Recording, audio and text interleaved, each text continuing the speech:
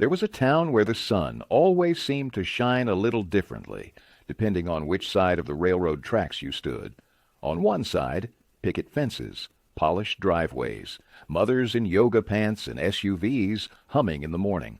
On the other, cracked sidewalks, rusted mailboxes, and houses that creaked when the wind whispered through the trees. Emma lived on the hill. Everything in her world was clean, predictable, and quiet. Painfully quiet. She had the biggest room in the house and the smallest voice in the family. Her life was structured in spreadsheets and cello lessons, where every smile came with a price tag. Jayden lived in the flats. His days were louder, messier, full of movement and noise, the kind of chaos that came with living too close to reality. Raised by a grandmother who called him old soul in a boy's body, he learned early how to fix things that were never meant to break. Their worlds had no business touching.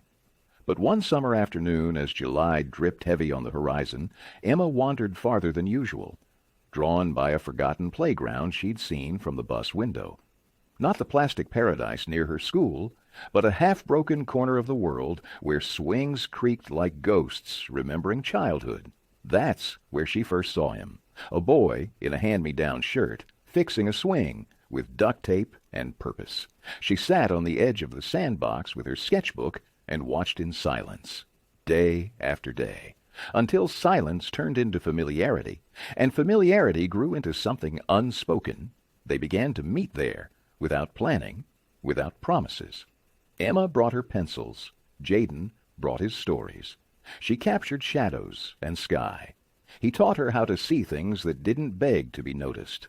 The way wind bends before a storm, the secret rhythm of rustling leaves, the quiet strength of broken things. No one knew. No one would have understood. He wasn't just a boy from the flats. He was her first real friend. The kind of friend who doesn't ask you to be louder, just listens closer.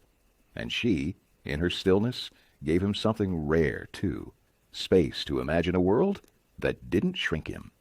But the summer didn't last. When the sketches were discovered, scenes of rust and joy, and a boy her parents had never met. The playground was off limits. The sketchbook was taken. Her days returned to silence. What her parents didn't know was that you can't unsee freedom. You can't unfeel a friendship that carved space in your chest. That fall, Emma did something no one expected. She changed schools, said she needed a new challenge. Everyone thought it was academic. But the truth was simpler.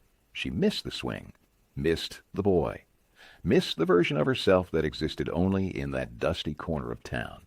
And when she walked into her new classroom that first day and saw him, wide-eyed and stunned, she smiled like she never had before, because some friendships aren't loud.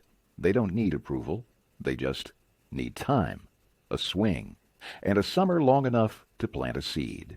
Even in a town built on fences, some roots grow deep, especially the ones watered by silence and held together by hope.